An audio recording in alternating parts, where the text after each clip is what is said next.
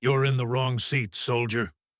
His voice was loud, sharp, and dripping with authority. The entire Navy mess hall went still. Trays hovered midair, heads turned, and there she was, Daniels, sitting silently at the far end of the officers' table, her uniform crisp, her tray untouched, her back perfectly straight. She looked up slowly, her expression calm but unreadable. The captain stood over her with a clenched jaw and narrowed eyes, flanked by half a dozen officers who smirked like the punchline was already written. "This table's for command," he added. "You're not command." She didn't flinch, didn't stammer, just glanced at her tray. "It's empty everywhere else, sir." One of the lieutenants scoffed. Another whispered, "She's lucky we even let her in the building." The captain took a step closer. "Then stand until something opens up. Or go eat outside if you're used to being in the dirt." Laughter echoed across the room. A few junior sailors looked away, uncomfortable. She stayed seated, hands calmly resting on her thighs. "I'm within protocol," she said quietly. The captain's face darkened. "Are you trying to be a smartass, Daniels?" She said nothing. That was enough to set him off. He grabbed her by the arm and yanked her halfway up from her seat, knocking her tray into the air. Food splattered across the table. A bowl clattered to the floor. A sharp gasp rippled through the room. Daniels didn't resist, but her expression didn't change. Her silence cut deeper than any protest. Then, from across the room, a voice shouted, "Sir!"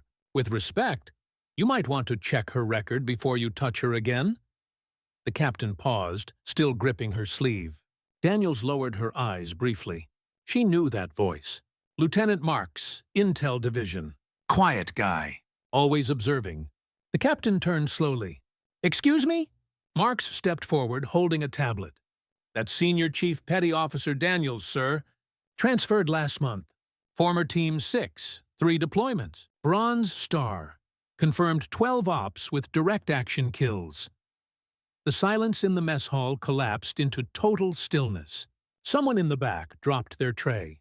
Daniels finally pulled her arm free, calmly, without aggression, and took a step back from the captain. His hand hung uselessly in the air. His mouth opened slightly, but no words came out. Marks continued, walking toward the table. She was point sniper on Operation Glacier Spear. Cleared a hostage site in under 11 minutes. Took a 1,000-yard shot through a moving window in crosswind. "Sir?" Now the stares were different. The same officers who'd smirked minutes ago looked uneasy. Someone whispered, "She's the one from the Kandahar raid." Another nodded. "I thought she was a myth." Daniels didn't need to explain anything. Her sleeve bore the sealed trident. It had been there the whole time. They just hadn't bothered to look. The captain's voice dropped, shaky. "I didn't." "And no." Daniels stared at him now, really looked at him. "You didn't care to." He straightened up, adjusting his collar. "You should have said something." "I don't need to announce who I am to sit at a table." He tried to regain control, folding his arms. "We have protocol. You violated protocol the second you laid a hand on me, sir." The word "sir" hit harder than any insult. Marks stepped forward again, requesting formal apology for misconduct and recommendation to HQ for disciplinary review. The captain's eyes darted around the mess hall, but there were no allies left. Even the senior officers stared down at their trays. He gave a stiff nod. "Understood." Daniels turned, picked up her tray off the floor, and walked calmly to a corner seat by the window. She didn't say another word. She didn't need to. 10 minutes later, 2 junior officers quietly stood and carried their trays to her table. Then 2 more. By the end of lunch, half the room had joined her. Not out of pity, but out of respect. Because legends don't wear name tags. They wear scars and silence. And sometimes they sit alone until someone brave enough speaks up. Never judge someone by the seat they choose or the silence they carry. Respect isn't claimed by rank. It's earned by history, honor, and the battles no one sees. Real strength doesn't need to shout. It just stands up when humiliated and keeps its calm when the room turns hostile. Before this moment slips away, tell us in the comments where you're watching from.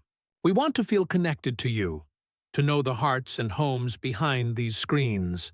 If this story stirred something inside you, don't just leave silently. Tap that like button, share your voice in the comments, and subscribe so you're here for the next story. You never know. The next one might touch you even deeper.